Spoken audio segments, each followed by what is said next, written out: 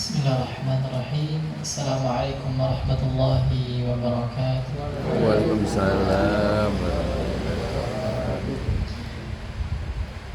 Innal hamdalillah nahmaduhu wa nasta'inuhu wa nastaghfiruh wa na'udzu billahi min shururi anfusina wa min sayyiati a'malina. May yahdihillahu fala mudilla lahu wa may yudlilhu fala hadiya lahu. أشهد أن لا إله إلا الله وحده لا شريك له وأشهد أن محمدا عبده ورسوله لا نبي ولا رسول بعده. قال الله تعالى في كتابه الكريم: أعوذ بالله من الشيطان الرجيم. يا أيها الذين آمنوا اتقوا الله حق تقاته ولا تموتن إلا وأنتم مسلمون. Jamaah rahimani wa rahimakumullah. Alhamdulillah, kita banyak-banyak bersyukur kepada Allah Subhanahu wa taala atas peluang kenikmatan yang Allah berikan kepada kita semuanya, sehingga pada kesempatan yang mulia ini kita masih diberikan kesempatan untuk bisa bermujalasah, bermudarasah, kembali belajar bersama. Itu merupakan nikmat yang Allah berikan kepada kita yang mungkin perlu kita syukuri, karena nikmat tersebut tidak diberikan kepada orang lain, melainkan hanya kepada diri kita yang mampu menggunakan nikmat tersebut. Dan salawat serta salam kita haturkan kepada Nabi Allah Muhammad sallallahu alaihi wasallam. Semoga salawat tersebut tercurah limpahkan kepada beliau, keluarga beliau, sahabat-sahabat beliau, serta umat beliau yang selalu berada pada jalannya, berada pada jalan di atas sunnah Nabi sallallahu alaihi wasallam. Semoga kita semuanya yang berada di sini termasuk golongan orang-orang yang senantiasa mengikuti sunnah Nabi sallallahu alaihi wasallam. Amin amin ya rabbal alamin. Bapak dan Ibu yang dimuliakan Allah Subhanahu wa taala, pada kesempatan yang mulia ini insyaallah kita akan mempelajari bagian daripada ilmu Al-Qur'an, yaitu tentang tajwid dan tahsin. Nah, sebelum kita masuk, mungkin saya sampaikan bahwa hari ini, pada malam hari ini, kita akan belajar mengenai bagaimana cara pengucapan bacaan surat Al-Fatihah yang baik dan benar, sesuai dengan tuntunan yang telah diajarkan oleh para ulama yang terdahulu, yang mereka bacaannya sampai kepada Nabi sallallahu alaihi wasallam. Nah, bagaimana cara membacanya? Insyaallah nanti kita akan belajar mengenai surat Al-Fatihah insyaallah. Nah, sebelum kita masuk kepada nanti tahsin kita, nah perlu kita ketahui bahwa yang namanya seseorang ingin beribadah kepada Allah Subhanahu wa taala, pasti akan ada momentum kebosanan. Nah, bagaimana cara menghindari kebosanan itu?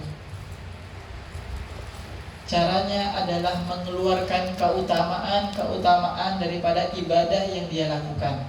Contohnya seperti sholat. Apa keutamaan sholat, Bapak Ibu? Ada yang tahu? Keutamaan sholat, ada yang tahu? Bisa mendapatkan 27 derajat sholat. Apalagi yang bisa kita dapatkan ketika kita melakukan sholat? Ada derajat yang tinggi di sisi Allah Subhanahu wa taala. Nah, itu baru sholat, ya kan? Ada keutamaan. Sehingga apa? Sehingga kita ketika melakukan ibadah tersebut, kita lebih semangat. Nah, begitu juga dengan yang akan kita bahas mengenai Al-Quran. Kira-kira ada yang tahu keutamaan orang yang membaca Al-Quran? Coba angkat tangannya dari bapak ataupun ibu-ibu yang mungkin tahu keutamaan ataupun hikmah seseorang itu membaca Al-Quran. Ya ibu, ya, mendapatkan syafaat. Ya, disebutkan di riwayat Abi Umamah, Iqra'ul Quran ya'ti yaumal qiyamah syafi'an li ashabi. Salah satunya adalah bisa mendapatkan syafaat di hari kiamat. Al-Quran akan menjadi syafaat bagi orang yang membacanya. Ada lagi yang lain? Oke, Pak. Dapat penyelamatan dalam kubur. Ya, salah satunya surat di dalam Al-Quran yang ketika kita baca itu bisa menyelamatkan kita di alam kubur. Nah, itu baru beberapa keutamaan yang mungkin kita ketahui. Ada lagi yang lain, seperti disebutkan di dalam Quran surat Fatir ayat ke-29 sampai ke-30-nya Allah Subhanahu wa taala menyebutkan innal ladzina yatluna kitaballah, sesungguhnya orang-orang yang senantiasa dia membaca Al-Quran, wa aqamus shalah, yang mendirikan salat, wa mimma razaqnahum sirran wa alaniyatan, dia itu berinfak, wa anfaqu mimma razaqnahum sirran wa alaniyah, infak secara diam-diam maupun terang-terangan, lihat orang lain ataupun tidak dilihat orang lain, dia berinfak, bersedekah di jalan Allah Subhanahu wa taala. Yarjuna tijaratan lam tabur, maka dia mengharapkan perniagaan atau perdagangan yang tidak akan pernah ada ruginya. Jadi salah satu disebutkan ibadah yang tidak akan pernah bisa rugi adalah membaca Al-Quran. Nah, di sini saya mau tanya, ada tidak orang yang mengharapkan ketika dia berdagang untung terus? Ada? Ada. Ada orang yang tidak pengen dia itu rugi ketika berdagang. Nah, ada satu amalan di sini yang Allah sebutkan, salah satunya yang mungkin bisa kita kerjakan. Ketika kita kerjakan, maka perniagaan kita dengan Allah Subhanahu wa taala tidak akan pernah rugi. Tidak akan pernah rugi maksudnya apa? Terus mendapatkan pahala, mendapatkan keistimewaan dari Allah Subhanahu wa taala. Apa bentuk keistimewaannya? Maka Allah Subhanahu wa taala menyebutkan di ayat setelahnya. Apa ayat setelahnya? Liwafiyahum ujurahum. Maka Allah akan memberikan kesempurnaan pahala untuknya ketika di hari kiamat. Itu yang pertama. Yang kedua, wa yazidahum min fadlih, maka Allah akan menambahkan keutamaan kepada orang tersebut yang membaca Al-Quran. Senantiasa membaca Al-Quran akan ditambahkan karunia oleh Allah Subhanahu wa taala. Maka dari itu kita harus mengeluarkan keutamaan-keutamaan ketika kita ingin beribadah kepada Allah Subhanahu wa taala. Salah satunya adalah membaca Al-Quran. Nah, baik. Seperti yang tadi kami sampaikan bahwa ketika kita ingin belajar Al-Quran, maka kita harus tahu. Ketika kita ingin belajar tajwid dan tahsin, kita harus mengetahui apa sih tajwid dan tahsin itu. Nah, tajwid dan tahsin, nah di sini saya tulis, nanti monggo bisa dicatat ya Bapak dan Ibu. Saya tulis untuk tajwid dan tahsin itu apa. Nah, mungkin ada yang tahu tajwid dan tahsin maknanya apa? Mungkin boleh angkat tangannya Pak, Bu. Tajwid dan tahsin itu sama, pengertiannya sama.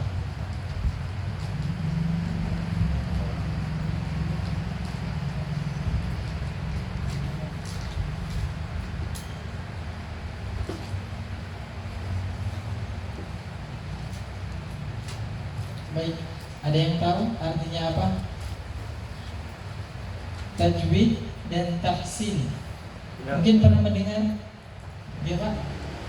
Ya, tajwid itu artinya hukum-hukum dalam bacaan Al-Quran. Hukum-hukum dalam bacaan Al-Quran. Bisa diartikan seperti itu. Ada lagi yang lain? Secara sederhana, tajwid dan tahsin itu apa?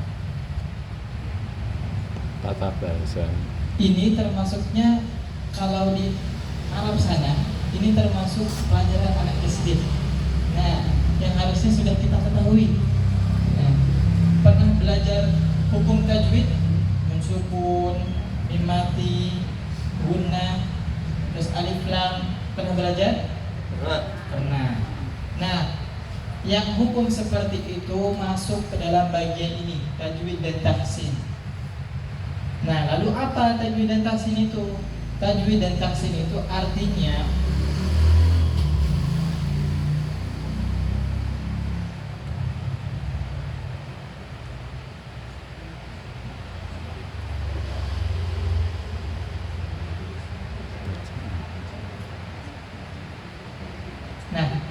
artinya sederhana. Tajwid dan tahsin artinya memperbaiki bacaan. Nah, terkadang seperti ini, ada seseorang yang dia belajar ataupun membaca Al-Quran itu hanya sekedar membaca, tapi tidak ada rambu-rambunya. Seharusnya ketika dia membaca Al-Quran, maka itu ibarat seperti kita mengendarai motor ketika di jalan. Ketika di jalan ada lampu merah. Apa yang harus kita lakukan ketika lampunya merah? Berhenti. Nah, begitu juga dengan ini. Tajwid dan tahsin. Dia ada rambu-rambunya yang harus bisa kita lihat. Misalkan kalau ada waqaf, berarti kita berhenti. Kalau misalkan bacaannya gunnah, harus ditahan. Kalau misalkan ada bacaan mad, berarti harus dipanjangkan. Nah, itu yang namanya tajwid dan tahsin. Terkadang ada seseorang yang membaca itu masih salah, makanya ditajwid, makanya ditahsin. Nah, begitu. Artinya diperbaiki bacaannya supaya apa? Supaya benar. Karena ketika seseorang tidak benar membacanya, maka di dalam sebuah kitab yang namanya Matan Jazariyah itu disebutkan man lam yusahhihil Qur'ana athimu. Maka barang siapa yang tidak benar bacaannya, maka dia berpeluang, berpotensi untuk mendapatkan dosa. Nah, siapa di sini yang mau dosa, Pak? Bu, pasti nggak mau. Nah, di sini kita coba akan mengulik sedikit daripada pembahasan tajwid dan tahsin. Apa saja sih tajwid dan tahsin itu? Tapi sebelum kita nanti masuk ke teorinya, kita akan melanjutkan tilawah yang surat Az-Zumar terlebih dahulu, ayat keberapa? 48. Seperti biasa nanti saya baca, nanti bisa diikuti. Begitu, nanti insya Allah setelah ini kita akan masuk ke teorinya. Kita akan mempelajari tentang makharijul huruf, tempat warid huruf, dan diikuti dengan atau disertai dengan bagaimana cara pengucapan surat Al-Fatihah yang baik dan benar, insya Allah. Baik, sudah dibuka surat Az-Zumar ayat ke-48. Baik. A'udzu billahi minasy syaithanir rajim. A'udzu billahi minasy syaithanir rajim. Nah, ketika kita berada dalam satu surat, pertengahan surat, ya, dalam pertengahan surat, misalkan bukan di awal surat tapi di pertengahan surat seperti ini, maka pembacaan basmalah itu ada dua pendapat. Yang pertama, ada yang dibaca, ada juga yang tidak.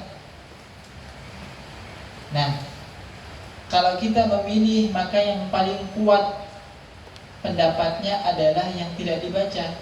Kenapa demikian? Karena yang dibaca basmalah itu ketika dia berada di awal surah. Nah, jadi pendapat ulama yang mengatakan bahwa di pertengahan surah itu tidak perlu membaca basmalah, itu alasannya karena bacaan basmalah itu hanya dibaca pada saat awal surat. Nah, begitu. Sedangkan di pertengahan surat tidak perlu lagi membaca basmalah. Nah, di sini kita coba praktekkan. Jadi setelah ta'awudz kita masuk ke suratnya. Gitu ya, Bapak Ibu, sepakat semuanya? Sepakat. Baik. Kita masuk ke ayat 48. Wa badalahum sayyi'atu ma kasabu. Wa badalahum sayyi'atu ma kasabu. Wa haqa bihim ma kanu bihi yastahzi'un.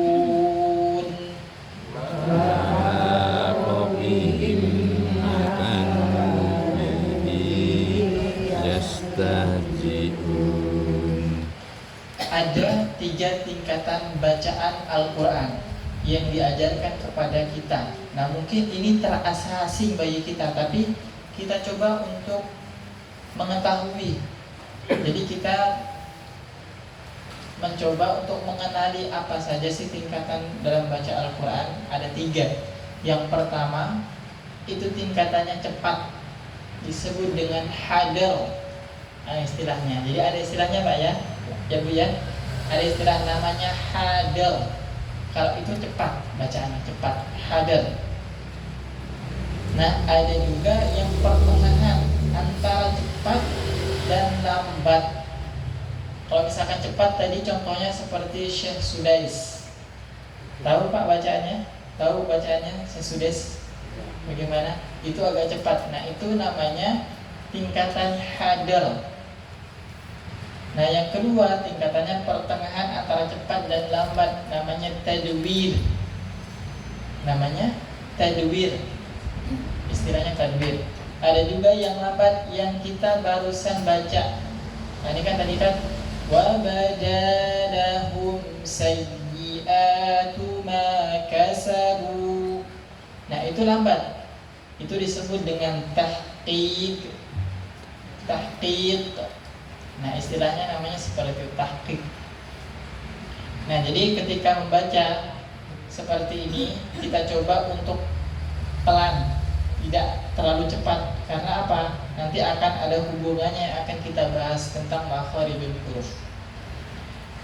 Baik, kita masuk ayat 49. فَإِذَا مَسَّ الْإِنسَانُ ضُرٌّ دَعَانَا ثُمَّ إِذَا خَوَّلْنَاهُ نِعْمَةً مِنَّا فَإِذَا مَسَّ الْإِنسَانَ ضُرٌّ دَعَانَا ثُمَّ إِذَا خَوَّلْنَاهُ نِعْمَةً مِنَّا قَالَ إِنَّمَا أُوتِيتُهُ عَلَى عِلْمٍ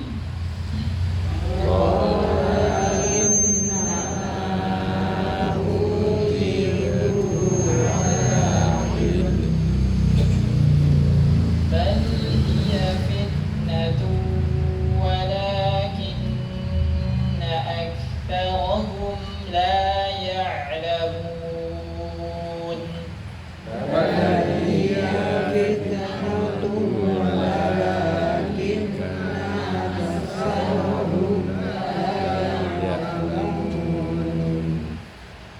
قد قالها الذين من قبلهم قد قالها الذين من قبلهم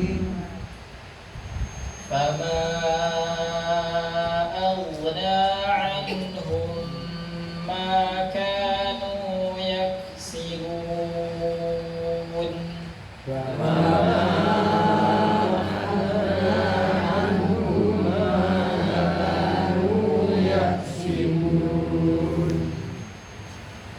Nah, sebelum mungkin kita masuk ke materinya, materi tentang makhrajul huruf, saya mau tanya satu saja. Kemarin disampaikan oleh Pak Miftah bahwa sebelumnya sudah pernah belajar tentang hukum tajwid. Sudah selesai Bapak Ibu hukum tajwidnya? Sudah belajar tentang mad? Sudah atau belum? Sudah, tapi lupa lagi. Sudah, tapi lupa lagi. Nah, kita coba mengingat satu saja mad, ya. Di ayat yang ke-50 ada panjang di situ. Fama auna. Kira-kira yang ada di situ hukumnya apa? Ada yang tahu? Mungkin kalau misalkan ada hadiah di sini, saya tanya nanti dapat hadiah. Jadi mungkin ke depan kalau misalkan panitia ada, mungkin bisa menyediakan hadiah bagi yang bisa menjawab, mungkin nanti bisa dikasih hadiah. Nah, baik, ada yang tahu? Mad wajib munfasil. Jangan sampai salah istilah. Ada yang namanya mad wajib muttasil, ada yang namanya mad jaiz munfasil. Nah, tadi sudah benar munfasilnya, tapi yang keliru adalah mad wajib. Nah, ini berbeda. Perbedaannya di mana? Perbedaannya hanya pada letak katanya itu, apakah satu makna, satu kata begitu atau berbeda. Di sini kan ada tanda panjang. Tanda panjang itu yang seperti ini. Nah, kalau misalkan yang tanda seperti ini menyatu dengan huruf hamzah dalam satu kata, maka dia namanya mad wajib muttasil. Tapi kalau misalkan berbeda, apa namanya? Mad jaiz. Nah, kalau dia berbeda, kalau sama mad wajib namanya. Tapi kalau berbeda, itu namanya mad jaiz munfasil. Nah, ini untuk mengingat pelajaran-pelajaran yang mungkin sudah pernah dipelajari dulu. Nah, masih ingat ya Bapak Ibu ya, namanya mad wajib muttasil dengan mad jaiz munfasil. Nah, begitu. Ada yang tanya bedanya hamzah sama alif apa? Nah, perbedaan antara hamzah dan alif tadi ditanyakan. Ingat, perbedaan hamzah dan alif itu berbeda sekali. Perbedaannya di mana? Kalau hamzah dia bisa dikasih harokat, misalkan a, i, u, bisa. Tapi kalau misalkan alif dia nggak bisa kasih harokat. Mau dikasih harokat sampai kiamat kurang 3 hari nggak akan bisa. Kenapa? Karena fungsi alif itu hanya untuk memanjangkan huruf. Contohnya, coba kita lihat di sini. Wa badalahum yang tadi barusan kita baca.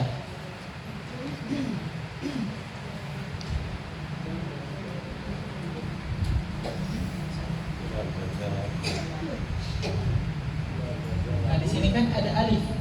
Apakah alifnya ada harokat di sini? Tidak ada.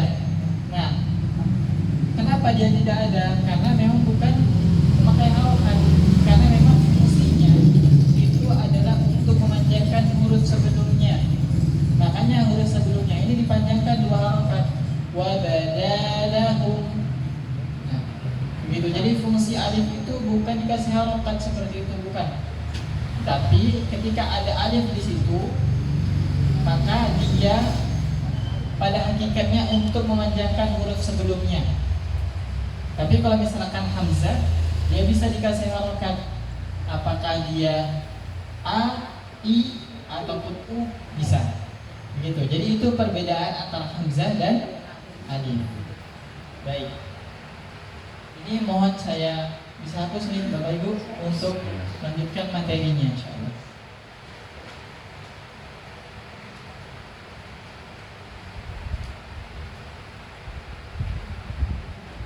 Nah, karena kita akan belajar tentang huruf, ada yang tahu huruf hijaiyah itu ada berapa? Ini belajar lagi tentang pelajaran anak SD. Ada berapa? Ada 28. Ada lagi yang lain? Ada?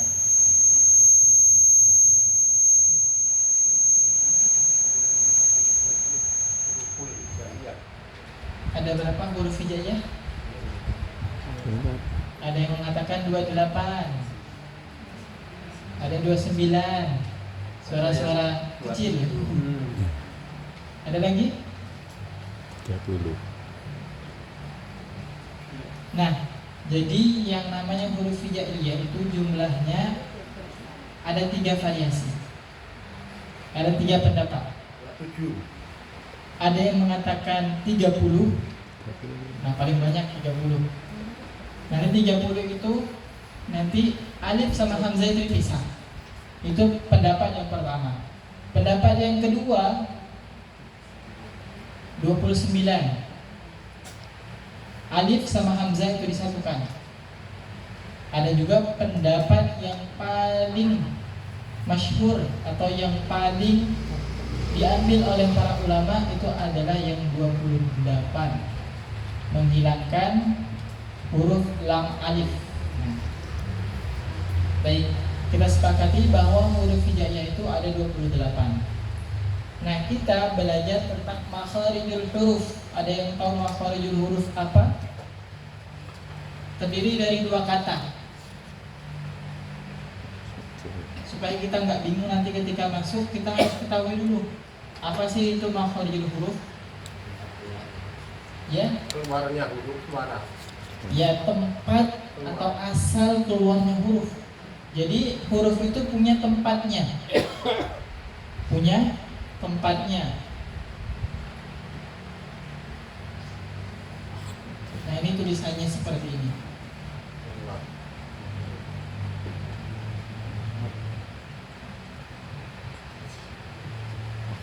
Atau tempat keluar.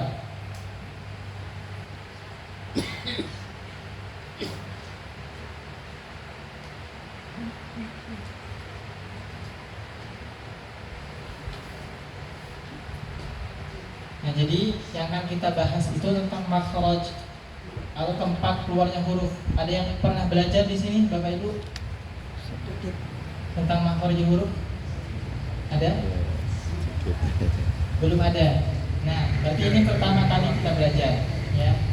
Kita coba, walaupun mungkin di usia kita itu agak sulit untuk mengucapkan huruf, tapi tenang, jangan putus asa.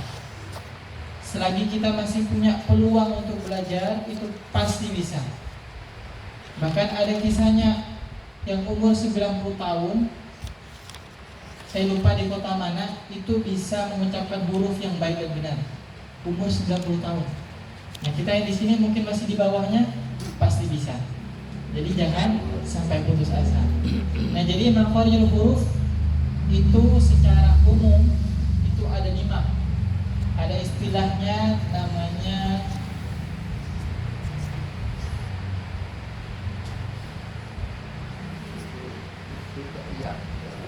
apa? Apa namanya? Ada 5 ya, ini dibagi menjadi 5.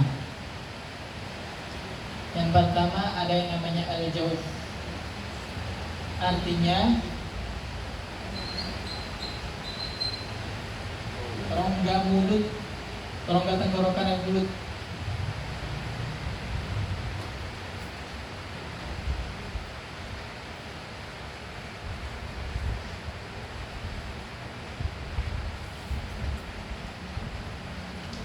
Yang kedua ada namanya halqi.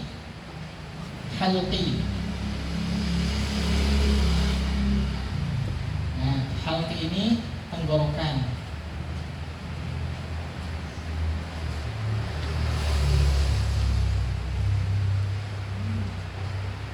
Memangnya ada huruf yang keluar dari tenggorokan? Ada yang kira-kira? Ada. Nanti akan kita bahas. Ada 6 huruf yang keluar dari tenggorokan.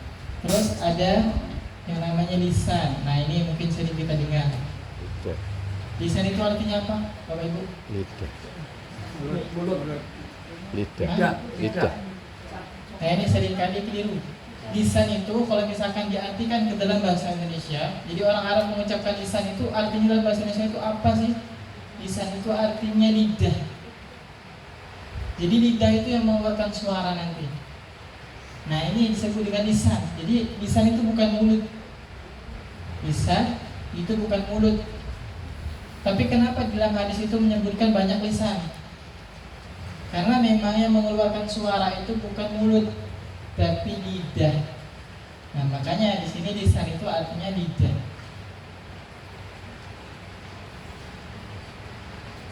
Nah, yang keempat itu ada namanya syafatain.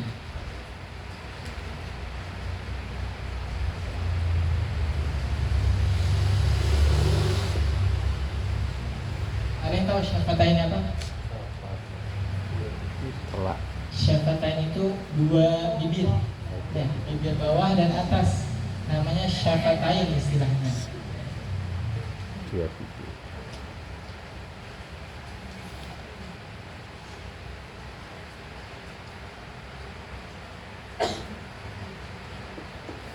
Ternyata juga ada huruf yang keluar dari bibir. Jadi semua huruf itu bukan hanya keluar dari lisan, tapi juga yang lain, misalkan syafatain, dua bibir, tenggorokan juga ada. Nah, ini juga yang terakhir, mungkin masa sih ada di sini khayshum istilahnya.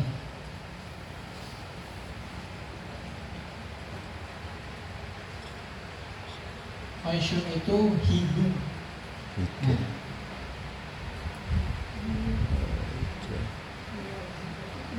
Baik.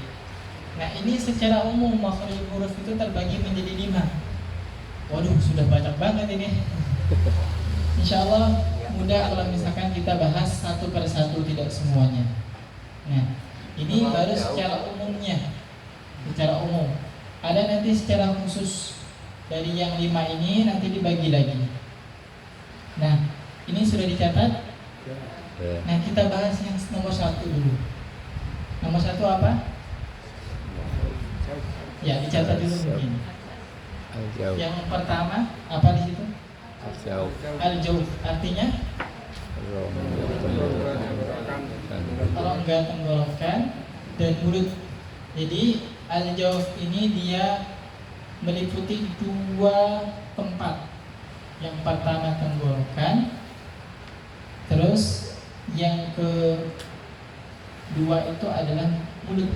Ya, mulut itu termasuk lisan di dalamnya, terus ada gigi. Nah, baik. Al-Jauh itu ini yang pertama, makhraj huruf yang pertama namanya al-Jauh, artinya rongga tenggorokan dan mulut. Dia punya 3 huruf. Punya 3 huruf. Huruf mad. Ada yang tahu huruf mad huruf apa saja? Huruf mad. Alif tadi disebutkan, terus wawu dan huruf ya. Tapi itu ada ketentuannya. Jadi ketika mengucapkan huruf itu, huruf mad itu ada ketentuan sebelumnya itu harokannya apa. Misalkan contohnya seperti alif. Alif itu sebelumnya harus ada harokatnya. Harokannya apa di sini? Fathah. Kalau ya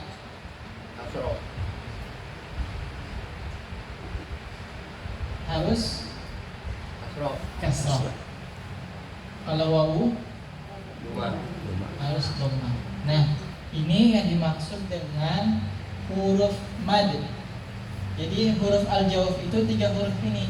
Huruf mad, alif, ya sama wawu. Jadi kalau misalkan ada bertemu dengan alif sebelumnya fathah, ya sebelumnya kasrah, wawu sebelumnya dhammah, maka dia disebut dengan huruf al-Jawf atau bisa juga disebut dengan jawfiyah.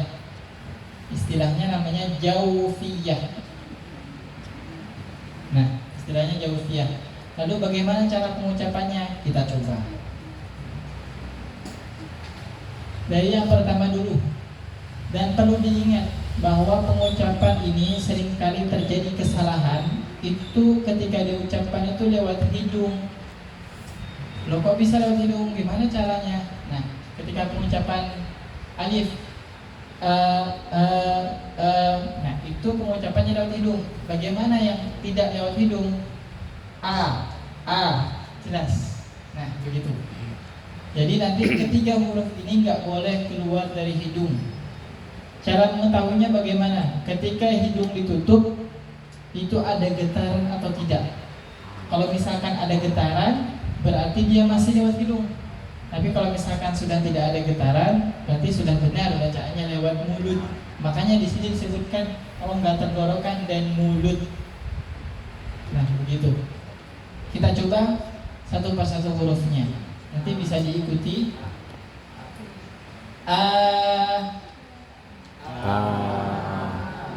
Agak sedikit dibuka. Jadi kalau pengucapan fathah itu kalau dalam bahasa Arab artinya dibuka. Jangan nah itu seperti orang malas. Jadi ketika belajar tentang tahsin atau tajwid itu pasti seperti itu. Bahkan saya dulu belajar itu mulut saya sampai dimasukkan pulpen. Itu apanya? Supaya mulut kita itu membuka. Nah, yang minimalnya ada yang mengatakan 2 jari minimalnya. Nah, supaya apa? Sempurna ucapannya. Baik, kita coba. Nah, sekarang coba ditutup. Apakah keluar dari hidung atau tidak?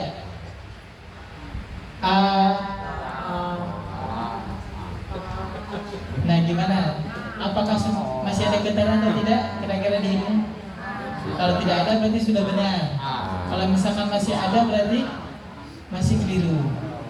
Nah, memang yang namanya belajar tahsin, belajar tajwid, apalagi belajar makharijul huruf itu memang harus punya kepedean lebih tinggi. Nah, supaya apa? Supaya nggak malu. Gitu, nggak apa-apa. Yang penting kita ingin niat kita itu niat untuk memperbaiki bacaan kita supaya tidak mendapatkan dosa. Gitu. Supaya kita itu sesuai dengan ketentuan yang diajarkan oleh Nabi SAW. Baik, kita coba yang kedua. I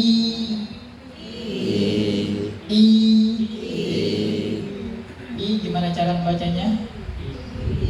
I itu rahang yang di bawah itu turun.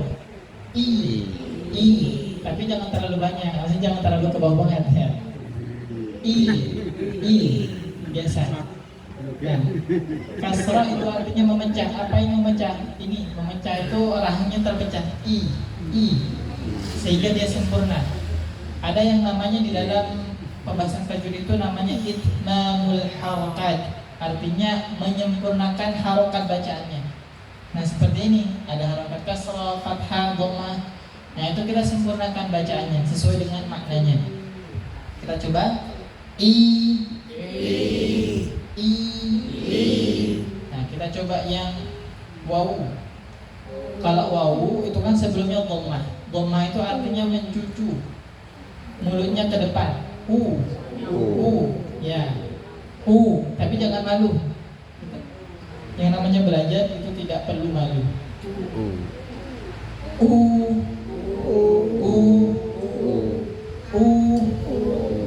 Ingat tadi kaidahnya tidak boleh keluar lewat hidung. Semuanya nggak boleh. Ya, nanti kalau misalkan ada yang keluar, berarti perlu latihan lagi. Nah, kita coba semuanya. A I U.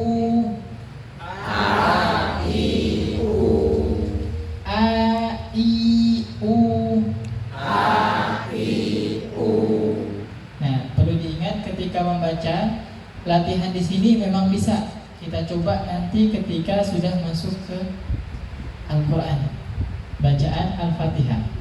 Nah, apakah bisa atau tidak? Sudah siap insya Allah? Sudah siap Ibu? Ibu sudah siap? Sudah siap. Sudah hafal Al-Fatihah? Nah, kenapa saya memilih Al-Fatihah? Untuk kita, istilahnya ini namanya talqin. Talqin itu didikte bacaannya. Karena ini metode yang paling baik, yang paling terbaik yang digunakan oleh para ulama. Kenapa? Karena turunnya Al-Quran itu melalui proses yang namanya talqin. Yang mentalkin siapa? Malaikat Jibril. Yang ditalkin siapa? Nabi Muhammad SAW. Makanya kita memakai metode talqin. Nah, baik. Dan kita memilih surat Al-Fatihah karena surat Al-Fatihah itu sering kita baca di sholat, kita baca. Mungkin awal daripada Al-Quran bacanya surat Al-Fatihah, dan mungkin di hal-hal yang lain mungkin ada bacaan surat Al-Fatihah. Nah, kita coba benahi, kita perbaiki bacaan Al-Fatihah kita, apakah sudah benar atau tidak, panjang pendeknya sudah benar atau tidak, makhrajnya sudah benar atau tidak. Kalau makhraj ini kan masih panjang perjalanan kita, nanti akan kita bahas di pertemuan selanjutnya insyaallah. Baik, monggo dibuka surat Al-Fatihah yang akan kita baca.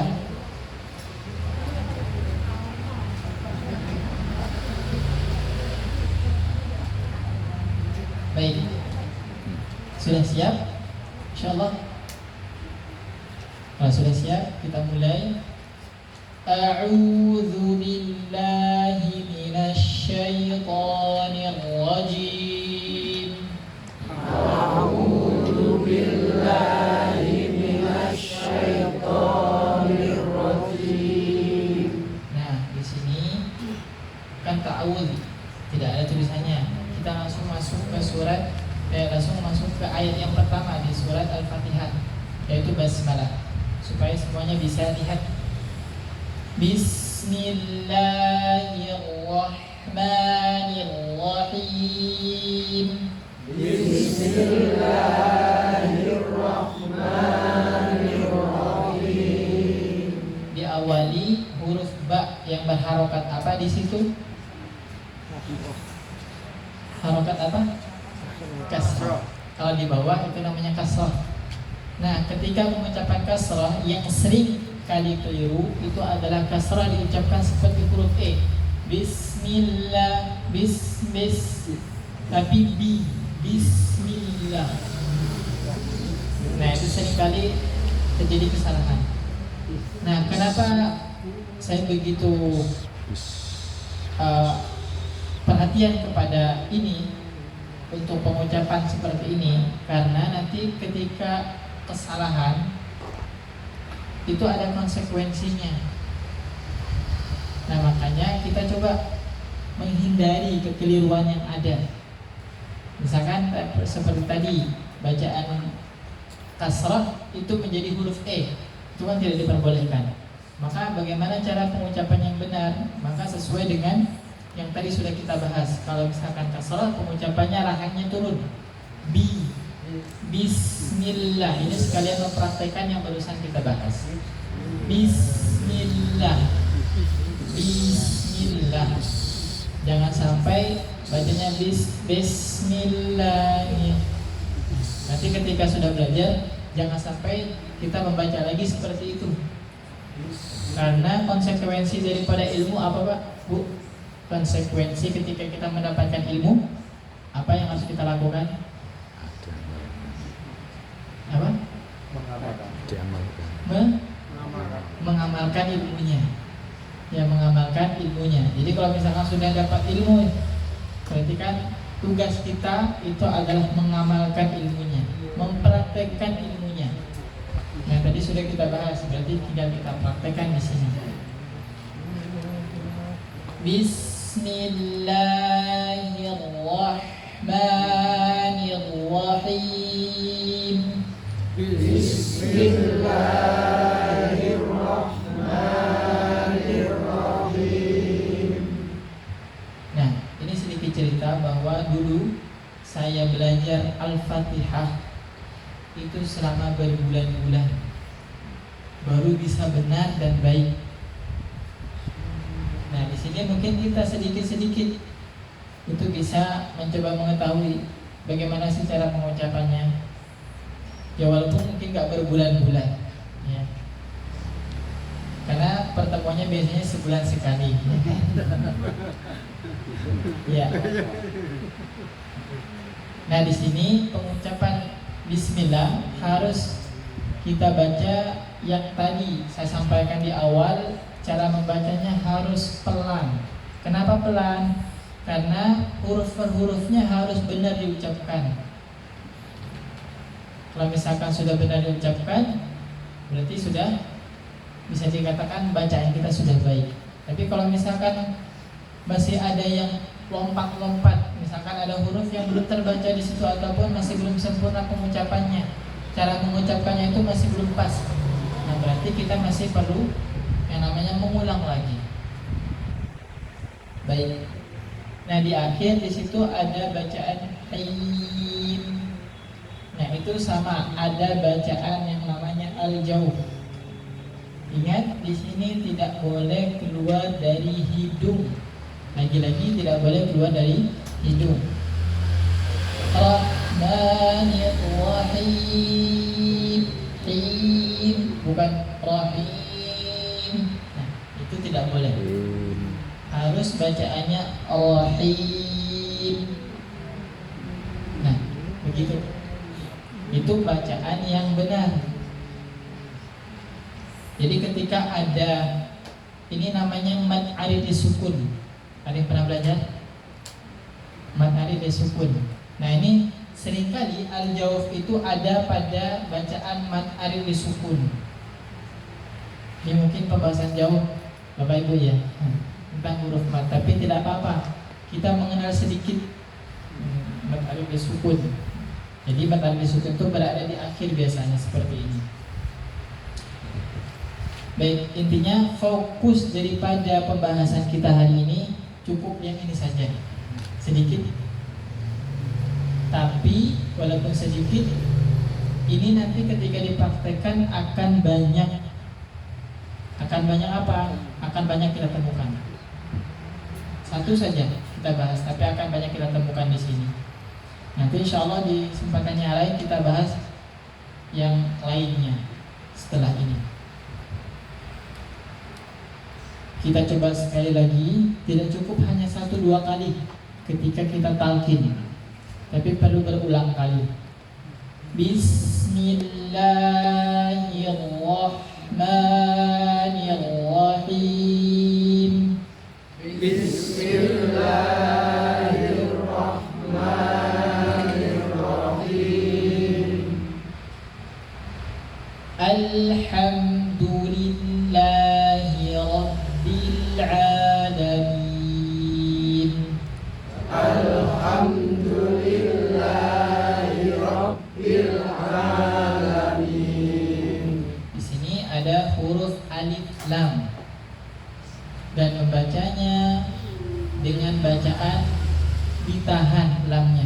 Alha, bukan alha. Ada perbedaannya di situ, Bapak Ibu? Ada? Nah, kalau yang pertama tadi itu ditahan, itu benar. Yang kedua tadi ada pantulan, nah itu salah, keliru. Kenapa? Karena huruf lam bukan huruf yang memantul, bukan alha, tapi alha. Nah, jadi bacanya harus ditahan. Kita ulangi. Alhamdulillahi Rabbil Alamin. Alhamdulillahi Rabbil Alamin. Alhamdulillahi Rabbil Alamin. Alhamdulillahi Rabbil Alamin. Nah, dan di akhir itu sama, ada al-jauh juga. Ingat istilahnya supaya kita tidak lupa, makanya kita ulang-ulang terus. Namanya al-jauh. Nanti kalau misalkan sudah pulang dari sini, diingat-ingat lagi ketika di jalan. Oh, tadi pembahasannya al-jauh. Nah, gitu. Supaya apa? Supaya ingat. Nanti kalau misalkan di pertemuan selanjutnya saya tanya, harus bisa jawab karena sudah dihafal dan juga masih sedikit. Kalau sudah banyak agak sulit nanti menghafalnya. Mumpung masih sedikit bisa dihafal. Baik. Ini waktunya masih ada atau? Oh, 3 menit. Ya. Mungkin tidak kita selesaikan untuk surah Al-Fatihahnya, mungkin karena waktu juga yang mungkin tidak cukup. Insya Allah di kesempatan yang lain akan kita ulangi kembali dan akan saya tanya.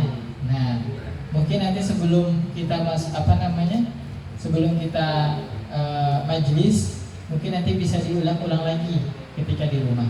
Nanti ketika di sini mungkin saya tanya lagi, apa sih pengertian al-jawf itu? Apa hurufnya? Bagaimana cara bacanya? Nah, tidak lebih daripada itu pertanyaannya. Nanti mungkin bisa juga coba dibacakan surat Al-Fatihah sesuai dengan bacaan al-jawf. Nah, nanti disiapkan masing-masing. Siap insyaallah Bapak Ibu semuanya yang semangat, karena kita masih punya peluang untuk bisa memperbaiki bacaan kita. Ya, baik. Saya kira cukup insyaallah untuk hari ini. Semoga apa yang kita pelajari, apa yang kita bahas selalu diberikan hidayah dan rahmat oleh Allah Subhanahu wa taala, dan kita diberikan peluang untuk bisa mempelajari kembali di pertemuan selanjutnya insyaallah. Saya akhiri, saya mohon maaf sebelumnya apabila ada kata yang salah. Saya akhiri, Assalamualaikum warahmatullahi wabarakatuh.